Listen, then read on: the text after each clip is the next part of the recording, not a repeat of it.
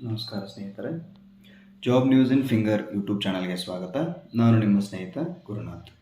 ಸ್ನೇಹಿತರೆ, ಕರ್ನಾಟಕ ಲೋಕಸೇವಾ ಆಯೋಗವು ಗ್ರೂಪ್ ಬಿ ವೃಂದದ ವಿವಿಧ ಹುದ್ದೆಗಳ ನೇಮಕಾತಿಗಾಗಿ ಅಧಿಸೂಚನೆಯನ್ನು ಹೊರಡಿಸಿದೆ. ಆ ಹುದ್ದೆಗಳ ಬಗ್ಗೆ ಸಂಕ್ಷಿಪ್ತವಾಗಿ ವಿವರಗಳನ್ನು ತಿಳಿದುಕೊಳ್ಳೋಣ. ಅದಕ್ಕೂ ಮುಂಚೆ ಇನ್ನೂ ಯಾರು ನಮ್ಮ ಚಾನಲನ್ನು ಸಬ್ಸ್ಕ್ರೈಬ್ ಮಾಡದೇ ನೋಡುತ್ತಿದ್ದೀರಾ, ಈಗಲೇ ಸಬ್ಸ್ಕ್ರೈಬ್ ಮಾಡಿ. ಹೊಸ ವಿಡಿಯೋಗಳ ನೋಟಿಫಿಕೇಷನ್ಗಾಗಿ ಬೆಲ್ ಐಕಾನನ್ನು ಪ್ರೆಸ್ ಮಾಡಿ.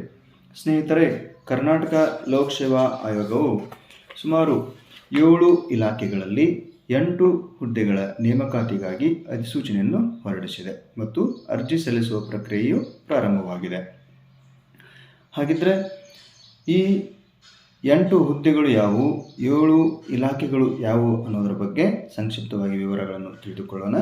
ಮೊದಲನೇದಾಗಿ ಬೃಹತ್ ಬೆಂಗಳೂರು ಮಹಾನಗರ ಪಾಲಿಕೆ ಇಲಾಖೆಯಲ್ಲಿ ಸಹಾಯಕ ಇಂಜಿನಿಯರ್ ಸಿವಿಲ್ ಹುದ್ದೆಗೆ ನೇಮಕಾತಿಗಾಗಿ ಅರ್ಜಿಯನ್ನು ಆಹ್ವಾನಿಸಲಾಗಿದೆ.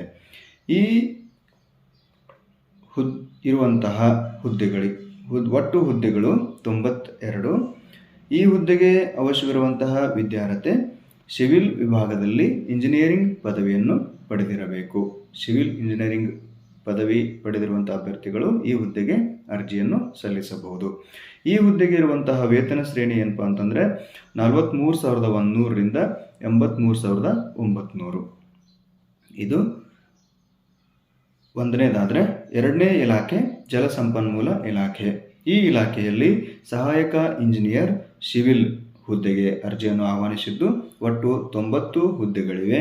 ಈ ಹುದ್ದೆಗೆ ಇರಬೇಕಾಗಿರುವಂತಹ ವಿದ್ಯಾರ್ಹತೆ ಸಿವಿಲ್ ವಿಭಾಗದಲ್ಲಿ ಇಂಜಿನಿಯರಿಂಗ್ ಪದವಿಯನ್ನು ಪಡೆದಿರಬೇಕು. ಈ ಹುದ್ದೆಗೆ ಇರುವಂತಹ ವೇತನ ಶ್ರೇಣಿ 43,100ರಿಂದ 83,900. ಇನ್ನು ಮೂರನೇ ಇಲಾಖೆ ಭೂಮಾಪನ, ಕಂದಾಯ ವ್ಯವಸ್ಥೆ ಮತ್ತು ಭೂ ದಾಖಲೆಗಳ ಇಲಾಖೆ. ಈ ಇಲಾಖೆಯಲ್ಲಿ ಭೂ ದಾಖಲೆಗಳ ಸಹಾಯಕ ಅಧಿಕಾರಿ ಹುದ್ದೆಗೆ ಅರ್ಜಿಯನ್ನು ಆಹ್ವಾನಿಸಲಾಗಿದೆ. ಒಟ್ಟು ಇರುವಂತಹ ಹುದ್ದೆಗಳು 24. ಈ ಹುದ್ದೆಗೆ ಇರುವಂತಹ ವಿದ್ಯಾರ್ಹತೆ ಸಿವಿಲ್ ವಿಭಾಗದಲ್ಲಿ ಇಂಜಿನಿಯರಿಂಗ್ ಪದವಿಯನ್ನು 60% ಅಂಕಗಳೊಂದಿಗೆ ಪಾಸ್ ಆಗಿರಬೇಕು. ಅಂತಹ ಅಭ್ಯರ್ಥಿಗಳು ಈ ಹುದ್ದೆಗೆ ಅರ್ಜಿಯನ್ನು ಸಲ್ಲಿಸಬಹುದು. ಈ ಹುದ್ದೆಗೆ ಇರುವಂತಹ ವೇತನ ಶ್ರೇಣಿ 43,100ರಿಂದ 83,900. ನಾಲ್ಕನೇ ಇಲಾಖೆ ಹಿಂದುಳಿದ ವರ್ಗಗಳ ಕಲ್ಯಾಣ ಇಲಾಖೆ. ಈ ಇಲಾಖೆಯಲ್ಲಿ ಹಿಂದುಳಿದ ವರ್ಗಗಳ ಕಲ್ಯಾಣ ಅಧಿಕಾರಿ ಹುದ್ದೆಗೆ ಅರ್ಜಿಯನ್ನು ಆಹ್ವಾನಿಸಲಾಗಿದೆ. ಒಟ್ಟು ಹುದ್ದೆಗಳು 21. ಈ ಹುದ್ದೆಗೆ ಇರುವಂತಹ ವಿದ್ಯಾರ್ಹತೆ ಯಾವುದೇ ಪದವಿಯನ್ನು ಪಡೆದಿರಬೇಕು.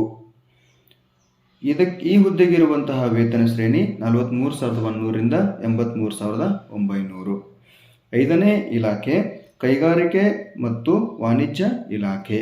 ಈ ಇಲಾಖೆಯಲ್ಲಿ ಸಹಾಯಕ ನಿರ್ದೇಶಕರು ಹುದ್ದೆಗೆ ಅರ್ಜಿಯನ್ನು ಆಹ್ವಾನಿಸಿದ್ದು ಒಟ್ಟು 20 ಹುದ್ದೆಗಳಿವೆ. ಈ ಹುದ್ದೆಗೆ ಇರಬೇಕಾಗಿರುವಂತಹ ವಿದ್ಯಾರ್ಹತೆ BE ಅಥವಾ BTech ಅಥವಾ ಬಿಸ್ನೆಸ್ ಮ್ಯಾನೇಜ್ಮೆಂಟ್ ವಿಷಯದಲ್ಲಿ ಸ್ನಾತಕೋತ್ತರ ಪದವಿಯನ್ನು ಪಡೆದಿರಬೇಕು. ಈ ಹುದ್ದೆಗೆ ಇರುವಂತಹ ವೇತನ ಶ್ರೇಣಿ 45,300ರಿಂದ 88,300. ಇನ್ನು ಆರನೇ ಇಲಾಖೆ ಕಾರ್ಖಾನೆಗಳು, ಬಾಯ್ಲರ್ಗಳು, ಕೈಗಾರಿಕಾ ಸುರಕ್ಷತೆ ಮತ್ತು ಸ್ವಾಸ್ಥ್ಯ ಇಲಾಖೆ. ಈ ಇಲಾಖೆಯಲ್ಲಿ ಕಾರ್ಖಾನೆಗಳ ಸಹಾಯಕ ನಿರ್ದೇಶಕರು ಹುದ್ದೆಗೆ ಅರ್ಜಿಯನ್ನು ಆಹ್ವಾನಿಸಿದ್ದು ಒಟ್ಟು 7 ಹುದ್ದೆಗಳಿವೆ. ಈ ಹುದ್ದೆಗೆ ಇರಬೇಕಾಗಿರುವಂತಹ ವಿದ್ಯಾರ್ಹತೆ ಇಂಜಿನಿಯರಿಂಗ್ ಪದವಿಯನ್ನು ಮೆಕ್ಯಾನಿಕಲ್, ಪ್ರೊಡಕ್ಷನ್, ಪವರ್ ಪ್ಲಾಂಟ್ ಮತ್ತು ಮೆಟಲರ್ಜಿಕಲ್ ಇವ್ಯಾವುದಾದರೂ ಒಂದರಲ್ಲಿ ಇಂಜಿನಿಯರಿಂಗ್ ಪದವಿಯನ್ನು ಪಡೆದಿರಬೇಕು. ಈ ಹುದ್ದೆಗೆ ಇರುವಂತಹ ವಿದ್ಯಾರ್ಹತೆ 43,100ರಿಂದ 83,900. ಇನ್ನು ಏಳನೇ ಇಲಾಖೆ ಅಂತರ್ಜಲ ನಿರ್ದೇಶನಾಲಯ. ಈ ಇಲಾಖೆಯಲ್ಲಿ ಭೂವಿಜ್ಞಾನಿ ಹುದ್ದೆಗೆ ಅರ್ಜಿಯನ್ನು ಆಹ್ವಾನಿಸಿದ್ದು ಒಟ್ಟು 3 ಹುದ್ದೆಗಳಿವೆ. ಈ ಹುದ್ದೆಗೆ ಇರಬೇಕಾಗಿರುವಂತಹ ವಿದ್ಯಾರ್ಹತೆ ಜಿಯಾಲಜಿ ಅಥವಾ ಅಪ್ಲೈಡ್ ಜಿಯಾಲಜಿ ಪದವಿಯನ್ನು ಪಡೆದಿರಬೇಕು. ಈ ಹುದ್ದೆಗೆ ಇರುವಂತಹ ವೇತನ ಶ್ರೇಣಿ 43,100ರಿಂದ 83,900. ಇನ್ನು 8ನೇ ಹುದ್ದೆ ಯಾವುದಪ್ಪ ಅಂತಂದರೆ ಜಲ ಸಂಪನ್ಮೂಲ ಇಲಾಖೆ. ಇಲ್ಲಿ ಸಹಾಯಕ ಇಂಜಿನಿಯರ್ ಮೆಕ್ಯಾನಿಕಲ್ ವಿಭಾಗ. ಈ ಹುದ್ದೆಗೆ ಅರ್ಜಿಯನ್ನು ಆಹ್ವಾನಿಸಿದ್ದು ಇರುವಂತಹ ಒಟ್ಟು ಹುದ್ದೆಗಳು 9. ಈ ಹುದ್ದೆಗೆ ಇರಬೇಕಾಗಿರುವಂತಹ ವಿದ್ಯಾರ್ಹತೆ ಮೆಕ್ಯಾನಿಕಲ್ ವಿಭಾಗದಲ್ಲಿ ಇಂಜಿನಿಯರಿಂಗ್ ಪದವಿಯನ್ನು ಪಡೆದಿರಬೇಕು. ಈ ಹುದ್ದೆಗೆ ಇರುವಂತಹ ವೇತನ ಶ್ರೇಣಿ 43,100ರಿಂದ 83,900.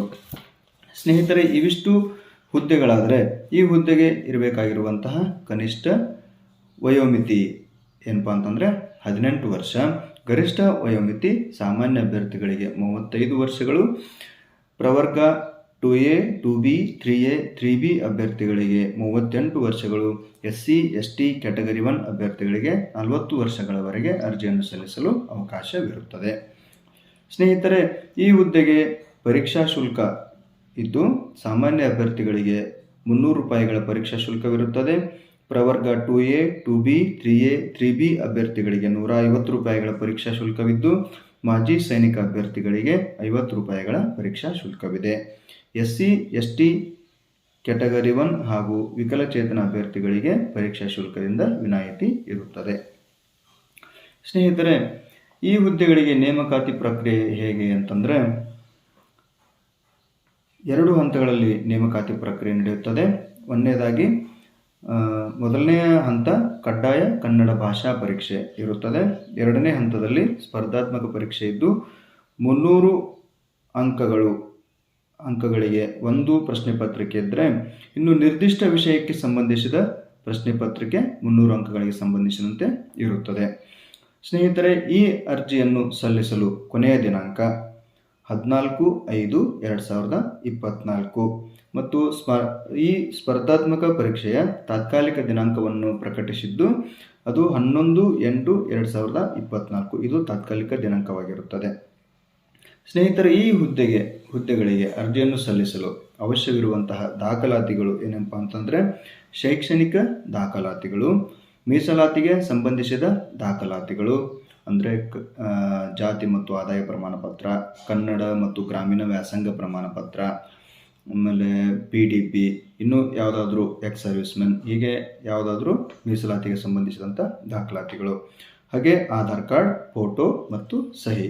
ಇದಿಷ್ಟು ಗ್ರೂಪ್ ಬಿ ಹುದ್ದೆಗಳ ವಿವರ. ಸ್ನೇಹಿತರೆ, ಈ ನನ್ನ ಪ್ರಯತ್ನ ನಿಮಗೆ ಇಷ್ಟವಾಗಿದ್ದಲ್ಲಿ ವಿಡಿಯೋವನ್ನು ಲೈಕ್ ಮಾಡಿ ನಿಮ್ಮ ಸ್ನೇಹಿತರೊಂದಿಗೆ ಹಂಚಿಕೊಳ್ಳುವ ಮೂಲಕ ನನಗೆ ಇನ್ನಷ್ಟು ವಿಡಿಯೋಗಳನ್ನು ಮಾಡಲು ಪ್ರೋತ್ಸಾಹಿಸಿ. ಧನ್ಯವಾದಗಳು.